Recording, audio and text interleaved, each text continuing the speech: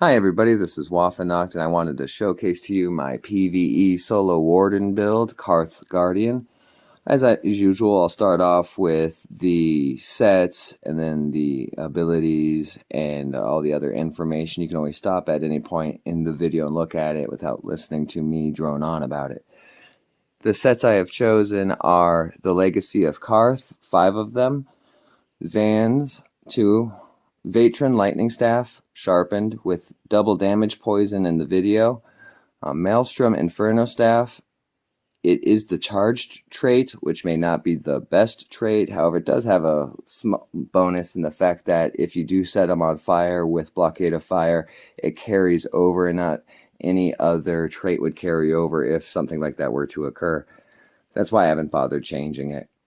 I am also using Endurance ×2 with the Healthy trait and Magicka recovery glyphs. Malacath with infused spell damage. My race is Khajiit. I do not feel like spending the money to change that, and it works well enough, even though I'm completely missing out on that bonus. Dunmer, Nord, Imperial would all be great choices. On the armor, it's all health enchantments. All attributes are health. The small pieces are Divine's trait with the large pieces infused trait. I prefer using 5 heavy and 2 light. I believe the added mitigation of the 5 heavy pieces with the max health bonus and the undaunted metal bonus combined max out how much health you would get and max out your mitigation without much of a downside. For the skills on the lightning staff, I have Bird of Prey, Gripping Shards, Fetcher Infection, Arctic Blast, Elemental Drain, and the ultimate is Eternal Guardian. Arctic Blast is essentially kind of a spammable. You use it every 4 seconds. Fetcher Infection does damage, and it also has minor vulnerability to increase your damage. Gripping Shards deals damage, and it scales to your health, along with Arctic Blast dealing damage, scaling to your health, which is pretty good for this build. And Bird of Prey giving you minor berserk, increasing your damage and having some major movement. On the back bar, Inferno Staff, it's Ice Fortress, Blue Betty, Blockade of Fire, Spiked Bone Shield, Crushing Shock, and Eternal Guardian Ultimate. The Crushing Shock is not used really in a rotation for damage. It's used to interrupt the enemies if you need to, like in the Vateshran Arena. And on the video, I'll go through the buffed and the unbuffed stats, and you can see what kind of damage you can expect from the abilities and how much protection, for example, Spiked Bone Shield will give you. The Mundus is the Atronach, and I'm using Bewitched Sugar Skulls. As far as the champion point selection, I'm not entirely sure if I have it the best laid out. I read through them all, and I figured this would do the maximum amount of damage and the maximum amount of benefit. I know in the video you're not seeing it just yet, but it will come up soon, and I'll go through why I felt like those were the best choices. I haven't really checked out how much my resistance is on the build, because with this much health, resistance is not really as important as just being able to soak up the damage from a big attack and then be able to recover, which you easily can with Arctic Blast and Spiked Bone Shield. There's the advanced stats. I didn't go through. I did go onto a damage dummy and got 24,000 DPS on the 6 mil and on the 3 mil. The thing was, I went through different kinds of poisons. I went with the double damage poison, I went with the breach poison, and I also tried the just 10-second single damage poison, and all of them came out at 23 and 24k DPS. I could have done a poorer rotation than the other, but I doubt that would have made such a minor difference in damage, and it would have only hidden the damage benefit of the poisons. I don't believe so. I believe Karth is the main contributor of damage in that scenario, and that's why you have such a almost standardized amount of damage no matter what kind of poison you're using. Here's the champion points. I didn't bother listing exactly each one I went through there. You can check it out. They're just passives, and so if you have enough champion points, you just want to max them out because you don't have to slot them. For the blue slotted, I have Biting Aura, Thaumaturge, Occult Overload and Deadly Aim.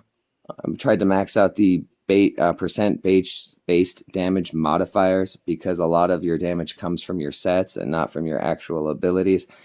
So the ones that increase your weapon and spell damage would not benefit you as much as those percent based ones. The green tree being mostly crafting and other stuff, I went with Treasure Hunter, Gifted Rider, War Mount, and Steed's Blessing.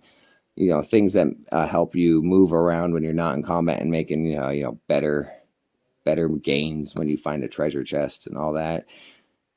It's not nearly as important as the other two. Especially with this build, you actually gain some DPS from the red branch now. So you can take a benefit of that. And I also showed you how I got to each of the trees so you don't bother spending points maybe in something to get to someone you didn't have to. So I showed how I got to each thing in order. For the red tree, I am using Siphoning Spells, Bloody Renewal, Slippery, and Boundless Vitality.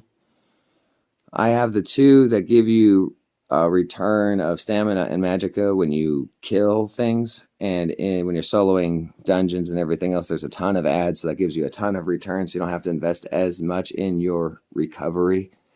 The one with max health, Boundless Vitality, that actually increases your damage because you have so much damage based on max health, scaling the max health, so that's why that would be a very important one. Slippery is the automatic CC break. I'm not entirely sure I like it. I am so muscle memoried into CC braying automatically that I don't get to use that CP passive because it takes a second or two to actually kick in, and you can actually CC break manually before that goes, so it's kind of a wasted slot. I haven't really bothered changing it, however. Here's an example of the DPS in my rotation. You can tell I don't have the perfect rotations down. I got 23k DPS. I've gotten more, I've gotten less. I'm not the best DPS rotation guy on console in the world, so that's why you can expect slightly different numbers. However, not being perfect does give you a good example of how you would do solo in a dungeon because it's so chaotic.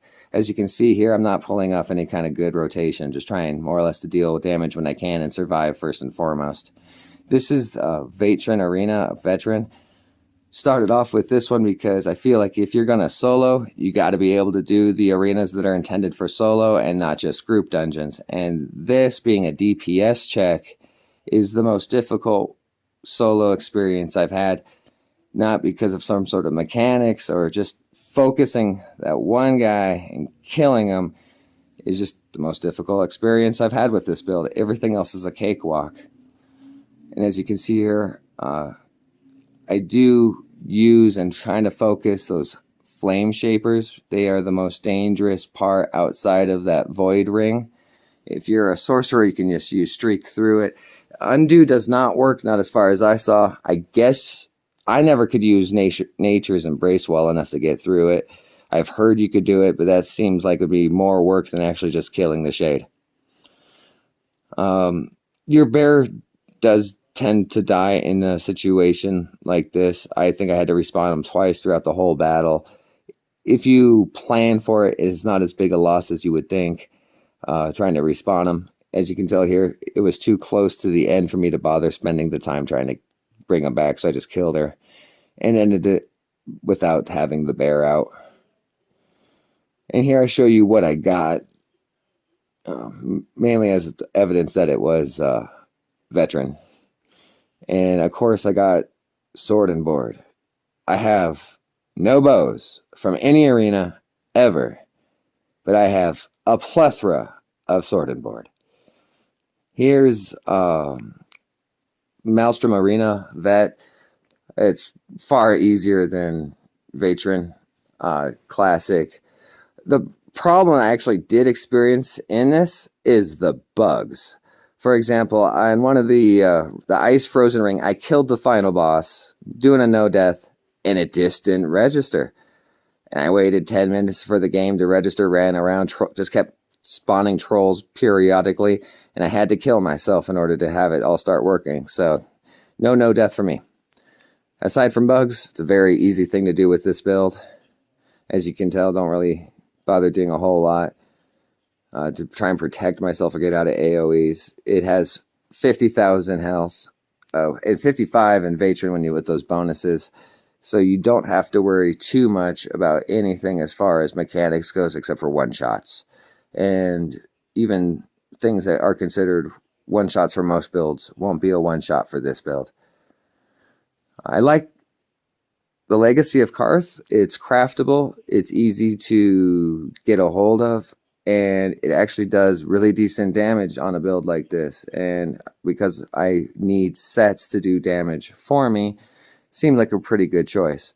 Something to keep in mind, which I did not keep in mind when I did my champion points, but I don't think it matters, is that poison damage and disease damage, since or Karth or your poisons themselves are affected by physical resistance. So if you're mainly having spell penetration, you're not going to deal as much damage with the set or as your poisons. So just something to keep in mind, though most of it does give you both forms of penetration, including the set itself. And this is normal Frostvault. I don't know if they nerfed it or if this build was just made really well for this, because when I did this back in the day solo, it was very difficult. I walked right through it this time with this build. I don't know if it's because of the 55 health and all, or 50k health, excuse me, or what, but I feel like they must have nerfed it, because this was such a cakewalk. I felt like I could probably do it on veteran with this build. Haven't had the opportunity to do it on veteran yet, because I wanted to get you this build as quickly as possible in the video. And it's just something I wanted to point out, was it seemed really easy, a lot easier than it ever was before. You don't have to avoid any of the AoEs, not on normal anyway. You don't have to really worry about the mechanics. I was one-shotted the first time I did this back in the day on my Sork, and that event did not seem to occur this time on my playthrough, which I feel like it must have been nerfed because of something like that. Sorry for the quality. Whenever there's a lot of action, apparently my Xbox companion loses the ability to have a clear picture. But that's the end of the Stonekeeper, and I guys hope you really enjoyed the video, and I hope you found it informative, and I hope you have a wonderful rest of your evening. Hi everybody, this is Waffennacht, and I wanted to showcase to you my PvE solo Warden build, Karth Guardian. As usual, I'll start off with the